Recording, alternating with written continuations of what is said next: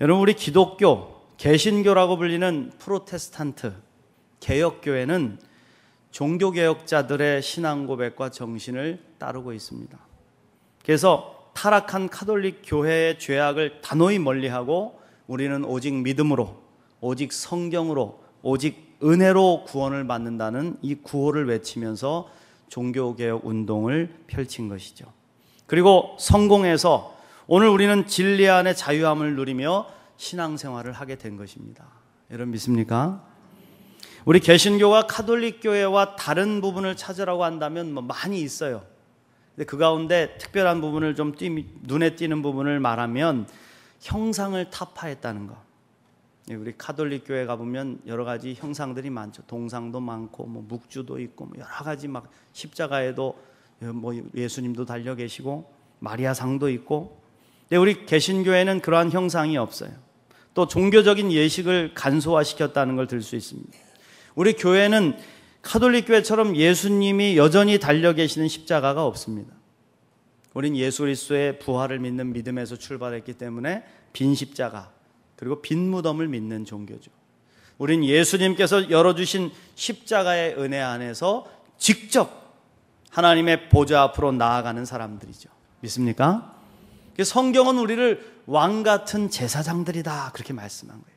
그래서 여러분들은 직접 하나님 앞에 나와서 하나님을 만나고 주님께 예배드리고 주님께 기도하고 그리스도의 은혜에 감사하며 자발적인 삶을 실천하는 삶을 살아가는 것이죠. 여러분, 이게 우리 개신교의 전통인 겁니다. 개신교가 예수님의 동상이나 형상 또 성인 등을 배제하는 대신에 하나님의 말씀은 더욱 견고하게 붙잡습니다. 그래서 거의 모든 교회의 강대상에는요 하나님의 말씀을 상징하는 성경책이 놓여 있어요. 여러분, 이 성경책은 폼으로 갖다 놓은 게 아니에요. 여기 켜져 있는 촛불을 폼으로 달아놓은 게 아니에요.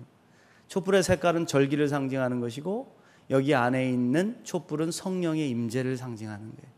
촛불이 켜지면서 성령께서 오셔서 우리의 예배 함께 하신다는 것을 그렇게 믿음으로 고백하는 것이죠. 그리고 하나님의 말씀은 우리 교회의 최고의 중심이다. 이것을 강조하는 것입니다. 우리는 오직 하나님의 말씀의 능력으로 창조되었고 구원받았으며 약속된 말씀을 따라서 영원한 생명을 누리게 될 것을 믿기 때문입니다.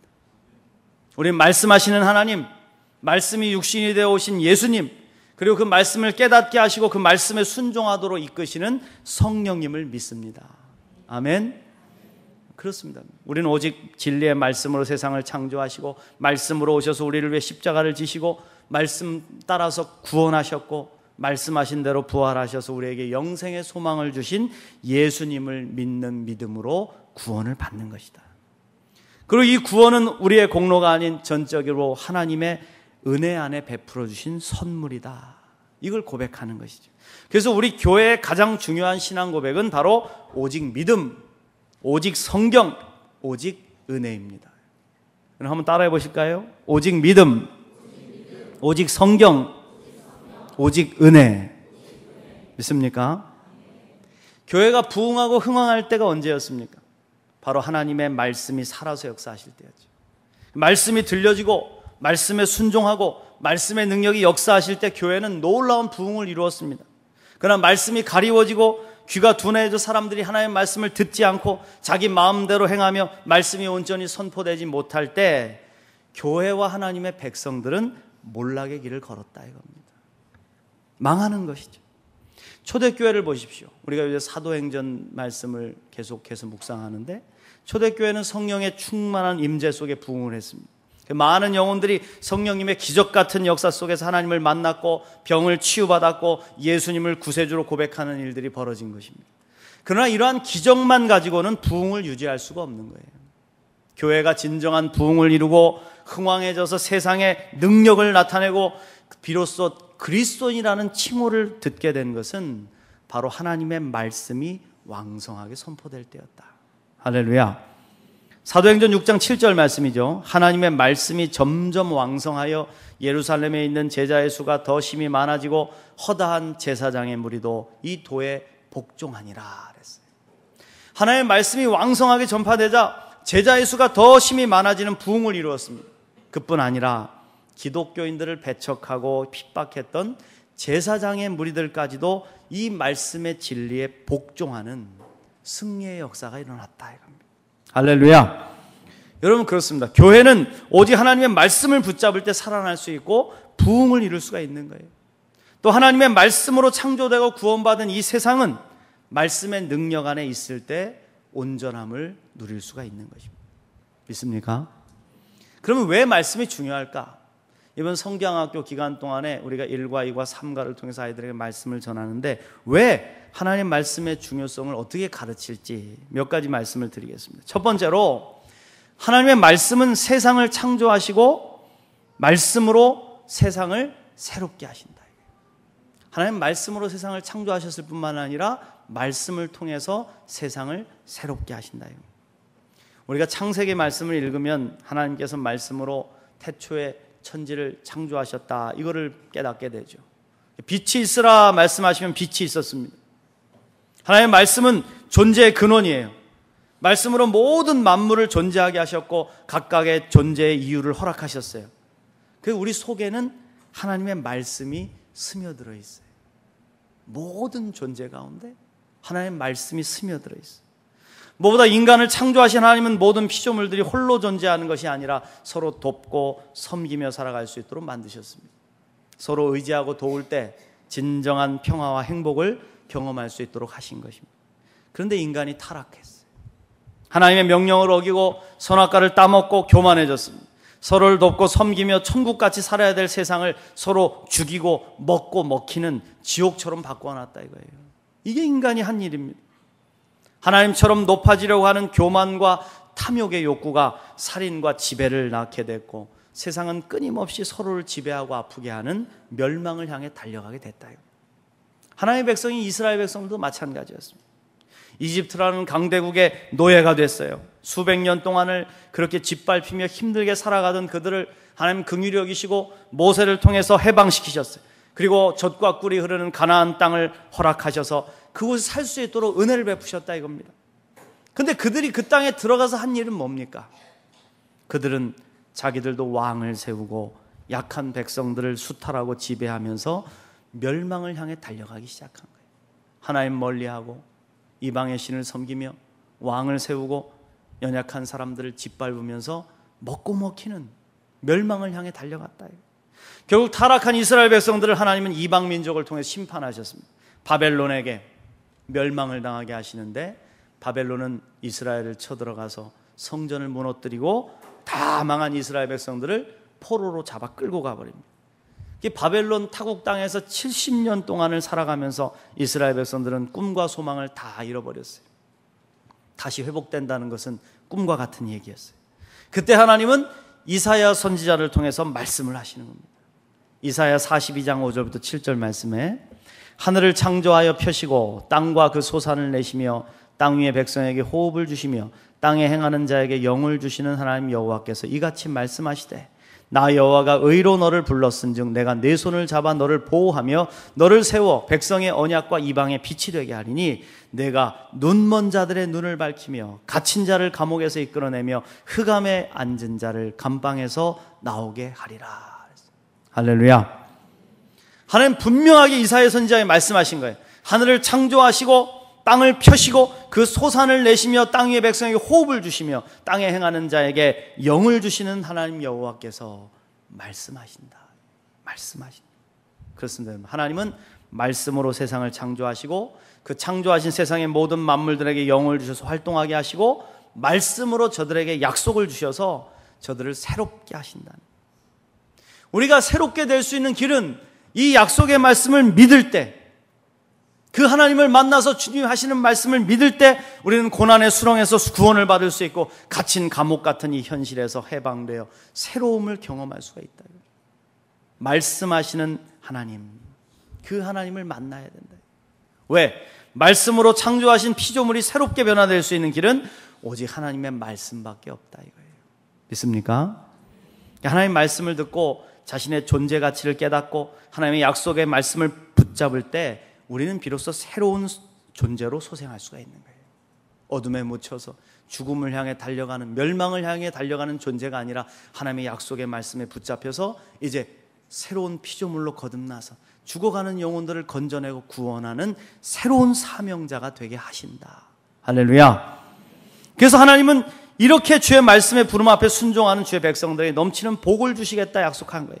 손을 잡아 보호하시며 하나님의 언약과 이방의 빛이 되도록 이끌어 주신다 이겁니다. 이 복을 받은 주님의 백성들은 눈먼 자들의 눈을 밝히고 갇힌 자를 감옥에서 이끌어내며 흑암에 앉은 자를 감방에서 나오게 하는 주님의 일을 감당하게 될 것이다. 할렐루야. 여러분, 그렇습니다. 우리가 하나님의 말씀을 듣고 이 약속을 믿을 때 새로운 존재로 거듭날 수가 있는 거예요. 지금 이 세상에도 얼마나 죽어가는 영혼들이 많습니까? 저들을 향해서 주의 말씀의 빛을 비추고 저들을 주님의 앞으로 돌아오게 만드는 이 사명자로 주님은 우리를 부르신다 이거예요. 이스라엘 백성들이 그랬다 이겁니다. 성전이 파괴됨과 동시에 자기들이 믿는 하나님도 다 약속도 사라지고 하나님도 보호하심도 다 사라졌다, 그렇게 생각을 했어요. 그런데 그들 앞에 하나님은 말씀하신 거예요. 말씀하신 거예요. 성전이 아니다. 너희들을 창조하고 지키고 새롭게 하는 것은 성전이 아니라 나의 입에서 나오는 말씀이다 이거예요. 이스라엘 백성들은 바벨론 포로기를 거쳐가면서 비로소 성전 안에 갇혀 계신 하나님이 아니라 온 세상 민족을 통치하시는 하나님, 그 하나님의 약속의 말씀을 믿고 이방을 비추며 세상을 구원하는 도구로 자신들의 정체성을 새롭게 깨닫게 됐다. 이게 변화된 구원된 믿음의 백성들이. 사랑하는 성도 여러분, 오직 하나님의 말씀만이 우리를 지키시고 구원하시며 새롭게 하십니다. 믿습니까? 그러므로 삶이 곤고하고 피폐하다 생각되면 다시 하나님의 말씀 앞으로 돌아가야 돼요. 말씀 앞으로 돌아가지 않고 말씀을 듣지 않고는 결코 우리는 변화될 수 없습니다. 하나님의 말씀을 읽고 그 말씀을 가슴에 새기고 말씀의 능력이 저와 여러분을 변화시키는 은혜를 입기를 간절히 축원합니다. 두 번째로, 예수님은 말씀으로 우리에게 새 힘을 주신다. 이 이과의 말씀이죠. 예수님은 말씀으로 우리에게 새 힘을 주신다. 하나님의 말씀을 듣고 변화된 새 사람을 입으면 새로운 삶을 살아가야 합니다. 그런데 이러한 새로운 삶을 살아갈 때 필요한 힘은 새 힘이에요. 새 힘. 새 힘. 과거의 구습을 쫓는 옛사람의 힘을 가지고는 결코 변화된 삶을 살 수 없는 거예요. 그런데 예수님은 우리를 만나주시고 새 힘을 주셔서 변화된 삶을 실천하며 살 수 있도록 말씀으로 격려하시고 위로하신다 이거예요. 할렐루야. 오늘 우리가 읽은 누가복음 19장에 보면 삭개오가 나옵니다. 삭개오는 성경 말씀에 등장한 인물 가운데 예수님의 말씀으로 새롭게 변화된 아주 대표적인 인물이죠. 여러분, 삭개오는 부자였어요. 돈이 많았어요. 그런데 그가 부를 이룬 힘은 죄로부터 비롯된 것이었습니다. 그는 식민제국인 로마의 월급을 받는 세리였어요. 사람들은 그를 로마의 앞잡이요 개라고 놀렸어요. 바벨론 포로를 거쳐서 로마에게 식민 지배를 받았던 이스라엘 백성들의 그 고열을 짜서 축적된 돈으로 부자가 됐기 때문에 그는 죄인이었습니다.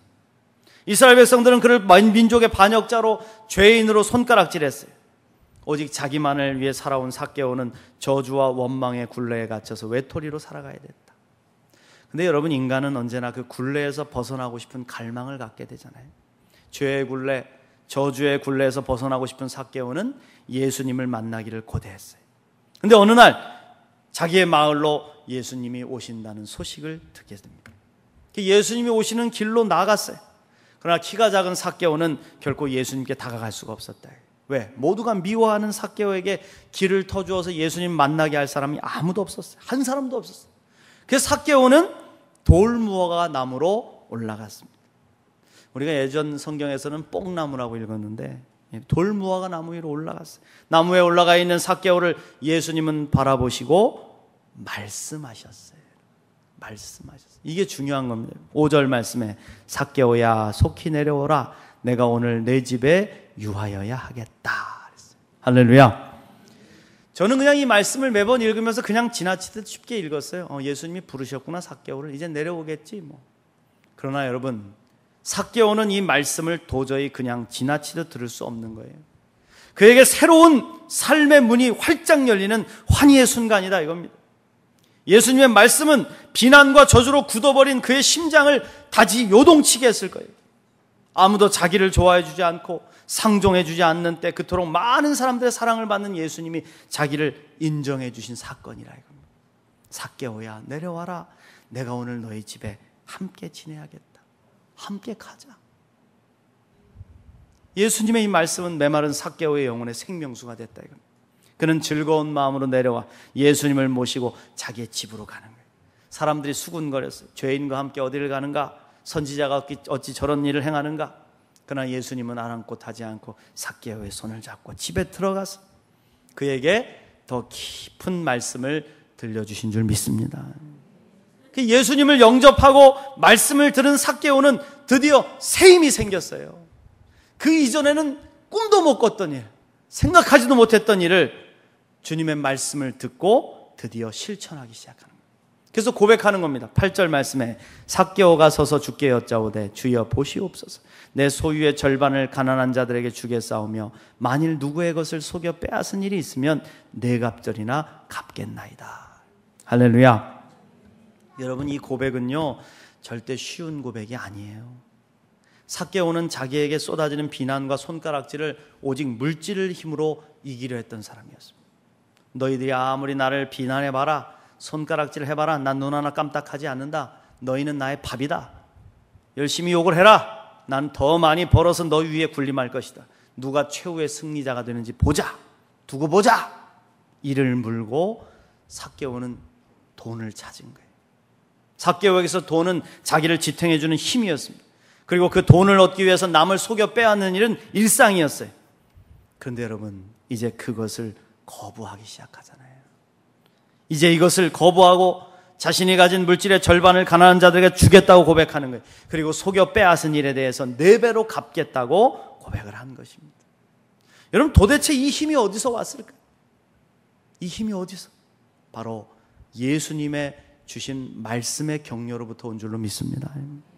예수님의 말씀을 듣고 은혜를 받으면 새 사람으로 변화될 힘이 솟구쳐요. 주님의 말씀이 그런 능력을 가지고 있어요. 우리가 예수님을 인격적으로 만나고 주님의 말씀이 나를 감동시키면 이렇게 변화돼. 예수님 새로운 용기를 내어 삶을 변화시키기 위해 우리에게 격려의 말씀을 주신다. 그래서 예수님은 삭개오의 이 마음을 칭찬하시면서 더 힘을 낼 수 있도록 또 한 번 말씀하시는 거예요. 9절 말씀에 오늘 구원이 이 집에 이르렀으니 이 사람도 아브라함의 자손이미로다. 인자가 온 것은 잃어버린 자를 찾아 구원하려 함이니라 그랬어요. 할렐루야. 여러분, 그렇습니다. 예수님 삭개오에게 말씀을 주셨어요. 말씀으로 새 힘을 주시고 격려해 주심으로 온전한 삶으로 변화되도록 이끌어 주신 겁니다.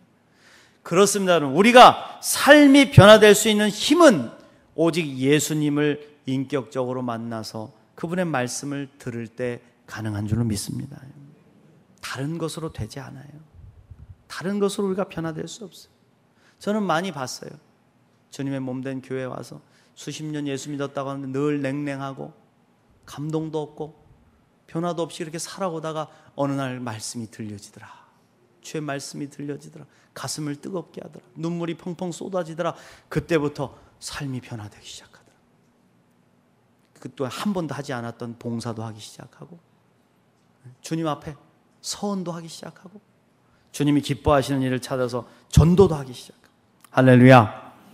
그렇습니다. 예수님을 인격적으로 만나 여러분의 삶의 중심에 모셔드리시길 축원합니다. 그리고 주님의 말씀을 들으십시오. 말씀이 주시는 새 힘으로 새 사람이 되십시오. 변화된 새 사람, 하나님의 거룩한 자녀가 되는 우리 모두가 되시기를 간절히 축원합니다. 마지막으로 말씀의 능력은 우리를 점점 더 성화시켜서 그리스도의 장성한 믿음의 분량까지 자라게 한다. 믿습니까? 우리가 맨날 기도해. 그리스도의 장성한 믿음의 분량까지 자라게 해달라고. 여러분, 그리스도의 장성한 믿음의 분량이 뭘까요? 예수님은 우리에게 말씀이 육신이 되어 오신 하나님이세요. 그래서 예수님이 입을 열어서 가르치시면 그 자체가 말씀이 되셨습니다. 신약 성서에서 예수님이 하신 말씀 여러분 한번 보세요. 성경을 열어 보면 다 빨강색이에요. 주의 말씀은 주님의 말씀 자체이시기 때문에 선포하신 말씀은 땅에 떨어지지 않고 다 이루어졌습니다. 우리가 예수님의 장성한 믿음의 분량까지 자란다는 것은 바로 우리 자신의 삶이 말씀을 드러내는, 말씀을 실천하는 삶이 되는 것을 뜻하는 거예요. 머리로만 이해하고 가슴에만 머물러 있던 말씀이 나의 손과 발을 타고 나아가 실천되는 것, 그래야 나의 삶에서 그리스도의 말씀이 온전히 드러나게 되는 것을 그리스도의 장성한 믿음의 분량에 이르렀다 말하는 거예요. 그래서 우리 그리스도인에게 가장 소중한 것은 말씀을 삶으로 살아내는 것입니다. 야고보 사도는 행함이 없는 믿음은 죽은 믿음이라 그랬어요. 사도 바울은 빌립보서 4장 8절부터 9절 말씀에서 끝으로 형제들아 무엇에든지 참되며 무엇에든지 경건하며 무엇에든지 오르며 무엇에든지 정결하며 무엇에든지 사랑받을 만하며 무엇에든지 칭찬받을 만하며 무슨 덕이 있든지 무슨 기림이 있든지 이것들을 생각하라. 너희는 내게 배우고 받고 듣고 본 바를 행하라. 그리하면 평강의 하나님이 너희와 함께 계시리라 말씀하셨습니다. 할렐루야. 이 말씀의 핵심은요, 배우고 받고 듣고 본 바를 행하라 이거예요. 행하라. 행해야 말씀의 능력이 나의 삶을 통해서 살아난다. 저는 어디 가가지고 말씀을 잘 못한다는 소리는 못 들어봤어요. 목사님 말씀이 참 은혜스럽습니다. 말씀을 참 많이 들었어요. 근데 제일 안타까운 것은 말씀을 전하고 그 말씀을 통해서 실천하며 힘을 얻어야 될 성도들이 그 말씀을 실천해야 될 시험에 찾아오면 그 말씀을 붙잡지 못하는 걸 볼 때예요. 너무 안타까워. 사랑에 대한 설교를 하고 나면 이상하게 사랑을 실천해야 될 시험이 그날 찾아옵니다. 그런데 사랑을 실천해야 될 그 순간에 우리는 사랑을 붙잡지 못해요. 미워하고 원망하고 싸워요. 용서를 말씀하고 용서에 대한 실천을 우리가 말씀을 통해서 전하면 여러분 나가면 꼭 용서해야 할 일이 생긴다니까요. 실천해 보라는 거예요. 하나님께서 우리에게 도전을 주시는 거예요. 그런데 말씀을 붙잡고 용서를 실천하는 사람을 별로 못 보겠어요. 싸워. 그리고 용서하기는커녕 미워하며 흩어져 버린. 이게 여러분 우리의 모습이라. 우리가 예수님께서 전해주신 복음을 내가 믿고 누리고 행하고 전할 때 능력이 되는 것이잖아요. 그럼 예수님께서 주신 말씀을 실천해서 우리 스스로가 말씀이 돼야 된다. 말씀을 듣고 은혜 받은 것으로 끝내지 않고 말씀의 능력으로 나를 변화시키고 말씀의 능력으로 사랑을 실천하고 말씀의 능력으로 약한 이웃을 보듬어주고 말씀의 능력으로 순종의 열매를 맺고 말씀을 붙잡고 고난과 시험이 찾아올 때 눈물이 쏟아질 때 좀 견뎌내고 이겨내는 거, 이게 내 스스로가 말씀이 되는 게 아니겠습니까? 내게 능력 주시는 자 안에서 내가 모든 것을 할 수 있느니라. 액자 탁 붙여놓고 좋다. 그런데 모든 것을 할 수 있는지 보자 하고 주님께서 시험하시면 팍팍 나가 떨어지는 것이죠. 모든 것을 할 수 있다는 게 무슨 뜻입니까? 빈부에 처할 줄도 알고 귀천에 처할 줄도 알고 가난에 처할 줄도 알고 저 밑바닥에 수렁에 던져질 줄도 알고 그런 고난 가운데서도 나는 주의 말씀을 붙잡고 이겨내겠습니다. 할렐루야. 이게 내게 능력 주시는 자 안에서 모든 것을 할 수 있는 믿음이죠. 근데 우리는 말씀은 폼으로 걸어놓고 실천하지 못해요. 그렇습니다, 여러분. 우리가 이 말씀을 붙잡고 시험을 이겨낼 때 그리스도의 장성한 믿음의 분량까지 자라는 것입니다. 사랑하는 성도 여러분, 오직 말씀밖에 없습니다. 천지를 창조하시고 우리를 사랑하신다 약속하신 말씀, 우리를 구원하시기 위해 말씀으로 오셔서 말씀대로 십자가를 지시고 말씀대로 죽으시고 말씀대로 죄를 사하시고 말씀대로 부활하셔서 영원한 생명을 허락하신 그 말씀, 우리를 위로하시고 격려하셔서 새 힘을 주시고 새로운 삶으로 거듭나로 이끌어주시는 예수 그리스도의 말씀, 그 말씀대로 순종해 실천함으로 그리스도의 장성한 믿음의 분량까지 자라게 하시는 말씀, 이 말씀이 우리 그리스도인의 전부라 이거예요. 믿습니까? 그래서 우리는 말씀 앞으로 돌아가 말씀으로 새로워져야 됩니다. 그래야 소망이 있는 것이죠. 말씀의 능력 깨닫고 그 능력을 체험하고 삶으로 살아내는 것을 배우는 이번 여름 성경학교에 하나님의 놀라우신 은혜와 성령의 역사가 우리 아이들과 또 선생님들과 사랑하는 모든 성도들 위해 임하시기를 간절히 축복합니다.